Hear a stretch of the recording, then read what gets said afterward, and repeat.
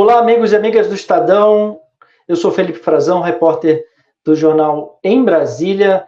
Faço nossa conexão, nossa ponte aérea entre Brasília e Paris, nessa semana com uma ponte aérea propriamente dita aqui em Brasília também, do presidente francês chegando. Nós vamos conversar sobre isso. O presidente Emmanuel Macron passou a semana no Brasil com o presidente Lula.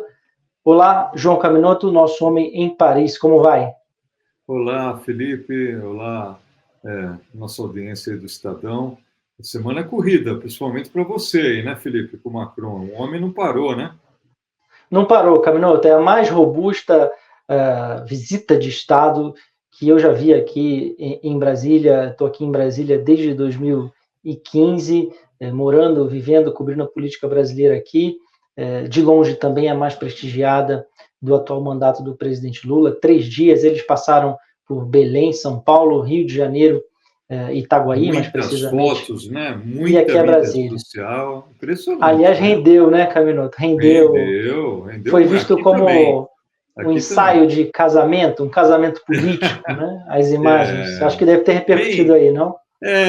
repercutiu muita, né, os jornais destacando as fotos. São fotos bacanas, né? Na Amazônia, com índios, né? Tem um interesse, gera um interesse muito grande. Como você disse, é um casamento de interesses, né? Um casamento político, de ocasião. Não quer dizer que seja um casamento às mil maravilhas, né? Aquelas fotos, De mas forma alguma. está sendo muito útil para os dois lados, cada um, né? Para o Macron, essa parte, obviamente, dele estar o seu lado ambiental, né? Um líder europeu que tem uma preocupação ambiental, também mostrando assim a tradicional dissonância francesa com os Estados Unidos, né? Sempre que pode.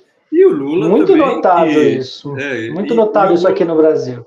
e o Essa Lula, por seu independência. lado, né, que tem tido aí uma trajetória, vamos dizer, um pouco complicada no que se refere à política internacional, né? A gente vai falar disso, Maduro, etc. Mas para ele também tem sido, 3 dias intensos com Macron, uma das potências mundiais, a França, mostrando um entrosamento muito grande. E óbvio que o presidente Lula, nesse momento, também faz muito bem ter essas imagens com o presidente francês. Então, uma viagem que foi, até o momento, né, foi muito adequada para os dois lados.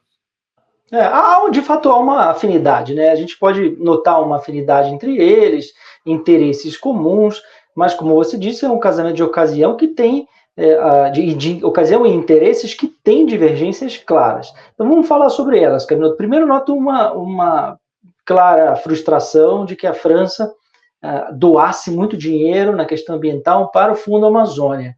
Eu fui a Belém também e eles anunciaram, se encontraram com líderes indígenas, um dia muito complicado, a logística. Parecia, Camilo, a corte do rei Luís XIV desbravando, desembarcando na Amazônia, viu? Imagina.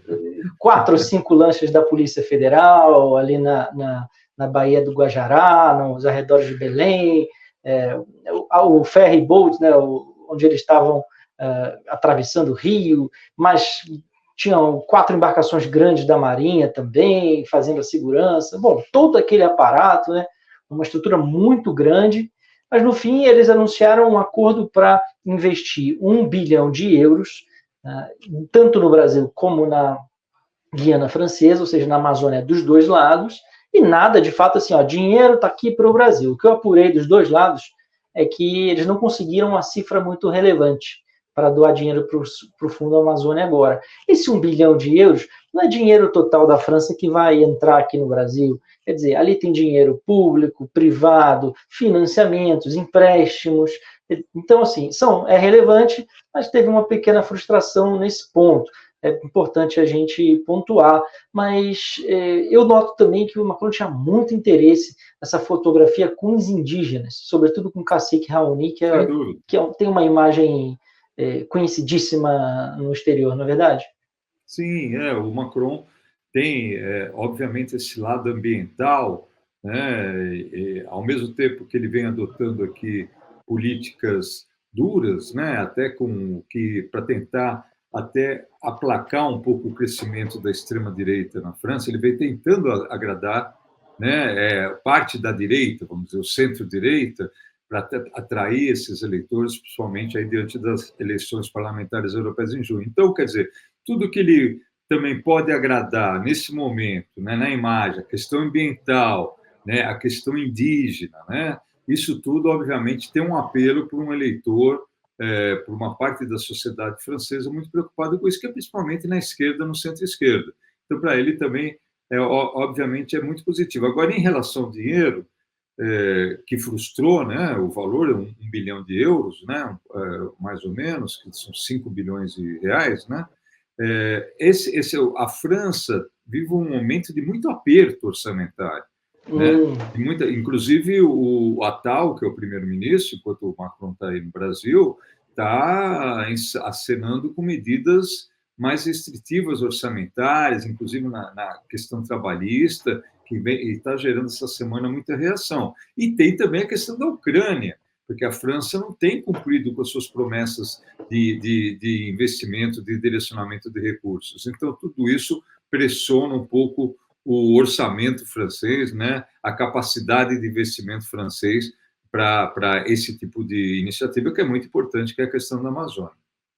Era um grande interesse do Brasil, né? O Fundo Amazônia já recebeu 3,5 bilhões de reais, quer dizer, 1 bilhão de euros, 5 bilhões de reais, é um número relevante, mas é diferente de uma doação, uma contribuição para o Brasil Sim. investir onde bem entender. Não é isso que vai acontecer. São uma série de acordos, projetos específicos, então é bom a gente explicar para a nossa audiência isso. Você citou a guerra na Ucrânia, Caminoto.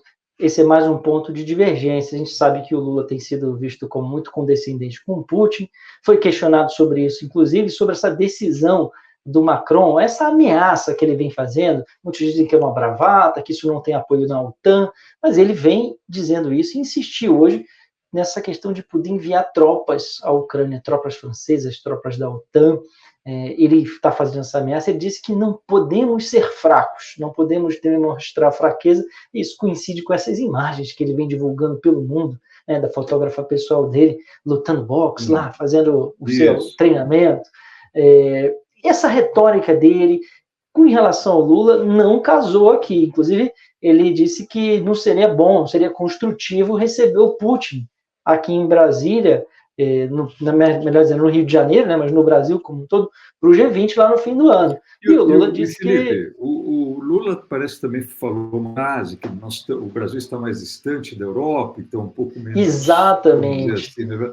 Eu achei um pouco descabida, né? Não é uma questão de estar próximo ou não. Ele disse assim, eu não preciso ter o mesmo nervosismo dos franceses, dos alemães, dos europeus, porque eu estou a muitos quilômetros de distância da guerra.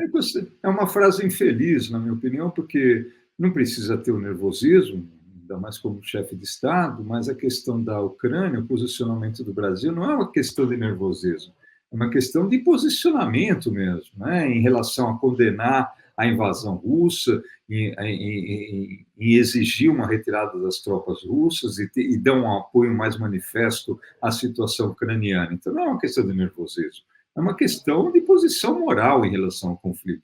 E obviamente, o Macron tem tido uma postura mais firme, quase que agressiva em relação a isso, e se tornou hoje, entre os principais líderes, né, ocidentais, a principal voz assim, de contraponto e de apoio à Ucrânia nesse momento. Então, isso gera uma dissonância, né, uma discordância em relação a isso. Isso aqui, certamente esse é um ponto que eles saíram daqui sem concordar. Talvez já fosse esperado, pelo menos aqui eu tinha essa impressão, e outros colegas da imprensa também, mas eles queriam, né? O Macron falou que queria o apoio político do Lula para pressionar o Putin a parar a guerra. Não veio. Só que não. O Lula, só que não. Só que não, porque ele disse ainda que não recebeu o Putin, não é bem o caso, porque, né? Vamos esclarecer, né? Precisamos esclarecer. G20 é o fórum, né? G20 é o fórum internacional, ali temos que conviver com as divergências democraticamente, enfim. Daí tem um outro ponto aqui importante para a gente falar, Caminoto, que é o acordo Mercosul-União Europeia. O acordo não é negociado diretamente pela França, mas a maior objeção política vem do Macron, vem da França. Já se sabia disso, ele queria, inclusive, evitar esse tema, mas ele disse aqui de forma muito franca, repetiu 3 vezes, não somos loucos, não podemos ser loucos de levar esse acordo adiante, de fazer um acordo que foi negociado 20 anos atrás, que não tem preocupações ambientais, e falou claramente, ele disse, não posso ser mais claro, mais transparente, mais franco, eu sofro, vocês viram aqui a pressão do agronegócio francês, os protestos em Paris, vocês tiveram notícias sobre isso, não podemos abrir o nosso mercado a produtos que não seguem as mesmas regras climáticas, né, de desmatamento, de pegada de carbono, que os produtos aqui do mercado europeu. É uma concorrência desleal, né, isso que os franceses vêm dizendo nos bastidores. E falou do lado do Lula, e o Lula deu uma afinada ali, porque tinha dito que a opinião da França pouco importava, né, que ele queria seguir adiante com o acordo. Ele agora está dizendo assim, não, deixa a União Europeia negociar. A gente negocia com eles, né, são 2 blocos, e aí o Macron é que brigue lá com os europeus. Foi mais ou menos isso que ele falou. Então, o Macron... O resultado final o Macron foi transparente, né? Ele reiterou até com, assim, estando em solo brasileiro, né, como principal ator do Mercosul, né, sendo bem claro da posição francesa. Ele falou, inclusive, que ele reiterou isso, né? Considera o atual acordo, os atuais termos, né, do acordo de negociação, que são ultrapassados na visão da França, justamente pelo que você falou, a questão ambiental, das contrapartidas, etc. Então, a gente está numa situação hoje, a França, obviamente o acordo não depende apenas da França, depende de todos os países da União, mas a França, junto com a Alemanha, são os grandes atores da União Europeia, né? Segunda economia do continente. Então, acho que esse posicionamento do Macron deixou claro ali, quem ainda tinha uma expectativa de um avanço no acordo no curto e médio prazos, isso totalmente foi descartado. É verdade. Ele quer uma nova negociação. Essa é a proposta do Macron. E vai demorar, né? Essa demorou 25... Opa, 25 anos. 25 uma anos, nova, ainda diante do que nós estamos vendo no mundo, mudanças políticas, né? Crescimento de governos nacionalistas, protecionistas. E tem a eleição do Parlamento Europeu, que a gente já conversou, né? Você está acompanhando bem e que é um E a extrema-direita está na frente aqui, nas pesquisas de opinião. Muito na frente. A bancada da extrema-direita. E isso é mais um sinal negativo que qualquer avanço de acordo comercial. Daí também não houve acordo, né? Não houve concordância. Seguimos como estávamos, né? Nada mudou, resultados nulos, a discordância segue. Mas vamos lá, mais um Felipe, ponto. E o Maduro? Falaram do Maduro ou não? Falando. Eu perguntei, fiz questão de perguntar, né? Tive essa chance, né? Como é que funciona? São vários jornalistas dos 2 lados e fomos sorteados, o Estadão, para a gente fazer a pergunta representando a imprensa brasileira. A permissão era só uma pergunta de um jornalista apenas de cada delegação. O jornalista do Le Monde falou sobre a Ucrânia, falou sobre essa preocupação com o Putin aqui no Brasil, e eu trouxe o tema do Mercosul e, sobretudo, do Maduro, né? Porque essa semana marcou uma inflexão. Lula finalmente cedeu, caiu na real, estava pressionado politicamente, com baixa popularidade por causa das declarações dele, e o governo brasileiro estava achando, nos bastidores eles falam isso abertamente, que o Maduro estava debochando do Lula, de todo mundo que endossou os acordos. Demorou para cair a ficha do deboche, né? Tardiamente. Eles dizem assim, olha, o importante era esperar o registro de candidatura, porque ali você ia ter o grid de largada da corrida, né? Você ia ver quem ia para a corrida e o grid de largada posto. Como não houve da principal força de oposição, aí o Lula falou, não dá mais para a gente continuar condescendente, nós vamos ter que denunciar a violação ao acordo. Tentaram ligar para Caracas, o Celso Amorim não foi atendido, e aí ele determinou que fosse publicada aquela nota que ele endossou hoje, que é dele, sim, né, que ele apoia, que é grave, tanto ele como o Macron disseram, inclusive, que é grave a situação na Venezuela, já tirando do caminho essa reação do Maduro, dos seus funcionários do chavismo, né, que disseram que, na verdade, era o Itamaraty, que estava interferindo nas questões internas, ditado pelos Estados Unidos, nada disso, é do Lula mesmo, e ele disse que não dá, não tem justificativa proibir uma candidata de concorrer se não há nenhuma objeção contra ela da justiça. Mas demorou de fato, e tanto, o Macron reiterou as palavras dele, Caminoto, e disse que é preciso tentar convencer o Maduro a reintegrar os candidatos. Quer dizer, a eleição na Venezuela deve ocorrer dentro de outro marco legal. Eles estão pedindo, na prática, uma reorganização dessa eleição sob medida, convocada e planejada sob medida pelo regime do Maduro. Perguntei também se eles iam reconhecer o resultado dessa eleição do jeito que está. Macron disse que não era possível, né, indicou ali, os dois não deram nenhuma garantia de que vão reconhecer na prática, se esquivaram ali na resposta, mas o Macron disse que essas claramente não são democráticas. E o Lula disse que o Brasil vai lá, vai acompanhar e tudo mais, mas pediu que sejam feitas com a participação de todos, como ocorre aqui no Brasil. Então, Felipe, eu acho assim, essa inflexão, né, essa mudança do governo, né, obviamente é positivo, no sentido, né, de que a Venezuela é uma ditadura, né, e finalmente, né, o governo brasileiro começa a dar sinais de que não é conivente com essa situação, né, não endossa essa situação. Agora, o que me preocupa é o seguinte: o que moveu essa mudança? Foi uma questão moral? Foi uma questão de princípio? Ou foram as pesquisas de opinião? Né? As pesquisas de opinião que mostraram grande insatisfação, inclusive muita gente que historicamente vota no Partido dos Trabalhadores, muita gente insatisfeita com a posição do governo Lula em relação à Venezuela. Então, a dúvida que fica, a pergunta que fica é uma mudança tática ou é uma mudança de princípio? Né? Porque não foi só esse ato do impedimento da inscrição da Corina, né? E também da outra candidata, que mostrava que a Venezuela não é mais uma democracia. Isso já vem há muito tempo. Então, essa ficha caiu no momento de queda das pesquisas. Nós vamos ter que esperar futuro, aí, os próximos meses, para ver se esse posicionamento do governo brasileiro, do governo Lula, é para valer, e também esperar qual vai ser o posicionamento das lideranças do Partido dos Trabalhadores em relação à Venezuela, principalmente a presidente do partido, Gleisi Hoffmann, né, que é muito importante, que vem se manifestando.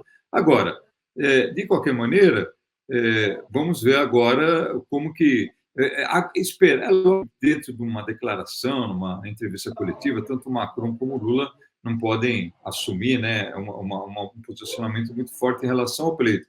Mas, assim, esperar uma mudança de comportamento do Maduro é sonhar, é um sonho que não vai se realizar, com certeza, nos próximos meses. E mais um fato importante, que a gente já falou aqui, Felipe, várias vezes, é o seguinte: a resposta da Venezuela a essa mudança do Brasil, né, um posicionamento irônico em relação ao Brasil, mostra, mais uma vez, que o peso do Brasil nas decisões venezuelanas não é importante, não é relevante, né? No sentido, uma das alegações do governo brasileiro sempre tentar manter vamos dizer, um diálogo construtivo, aspas, né? Estou abrindo aspas no construtivo, com o regime Maduro, foi justamente a capacidade de influenciar. Mas será que isso acontece? Até agora, não. Né? Então, acho que isso também serve como um banho de gelado, no sentido de ver qual a importância do Brasil nesse processo. É verdade, você tem razão, e sobretudo nessa questão, né, daqui para frente, como será, né? Porque eles estão investindo nessa possibilidade de tentar voltar a conversar com o Maduro, né? E eu acho também, Camilo, como você levanta essa questão, que não dá para dissociar as duas coisas, ainda que seja um genuíno repúdio ao que o Maduro vem fazendo, né? Não dá para tirar da equação a queda na popularidade do Lula, né? Como pegou mal aqui no Brasil.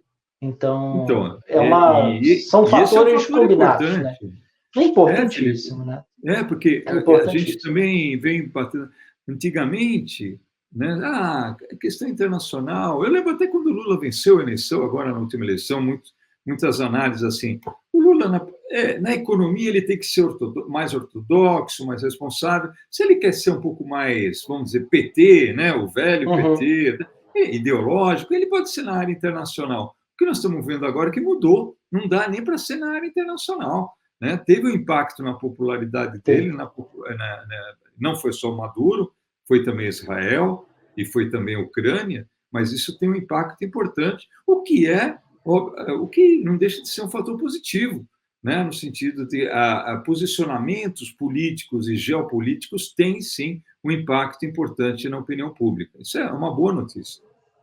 É verdade. Eu acho que, de fato, ali, pelo que eu pude perceber, já tinha um caldo de muito constrangimento, muito incômodo com o Maduro dentro do governo, das carreiras de Estado, servidores diplomatas que estavam incomodados, tentando fazer um convencimento do Lula, e ele segurou até onde ele viu que a coisa não ia dar mais, e hoje ele assume, né, a nota para si, fala claramente. Acho sim que ele está incomodado também, sobretudo em tentar entrar em contato para convencer, falar, e de que ele falou, eu estou muito tranquilo, porque eu perguntei se ele se sente enganado, se o Macron, que também se empenhou nessa negociação pessoalmente em Bruxelas ano passado, acho que você estava lá, Camilo, com chavistas na mesa, a oposição, e mais o Lula, outros presidentes aqui da região, porque dá para confiar no Maduro, né? Quer dizer, vocês vão tentar algo ainda, se sentem de alguma forma traídos,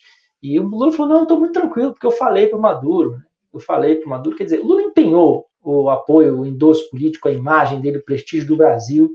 Eu confio no Maduro, os Estados Unidos tentou também, é bem da verdade, e até por outros interesses econômicos, e também viu que não foi suficiente aliás, a reconhecer Felipe, há que ele não deu 2 semanas certo. o Lula teve com o Maduro, né? Há 20 dias no 2, máximo, 3 né? semanas ele E esteve aos agora no... sorrisos, abraços, Isso, afagos, você tem etc. razão, foi no dia 1º de março, foi no dia 1º de março, Então, foi lá em São Vicente. uma mudança abrupta. Não é que o Maduro mudou tanto desde o início de Não, março, né? não. Mas Mas acho que recrudesceu lá dentro, né, na Venezuela, né? Recrudesceu. Teve prisões em série. Acho que, de certa forma, o filme piorou. Não era bom. Conseguiu piorar. E ele conseguiu piorar, né? Já não era nada bom. Mas é isso, Caminoto. Já vamos encerrar aqui nosso bate-papo para a gente guardar um pouquinho mais da reflexão e ver a repercussão internacional semana que vem. A gente volta a conversar. Obrigado pela teu companheirismo aí, tuas reflexões. Obrigado pela nossa audiência também, né, por nos acompanhar e nos prestigiar. E até semana que vem. Um forte abraço. Até semana que vem, Felipe. Obrigado. Até semana que vem aí, nossa audiência. Um abraço. Tchau, tchau, gente.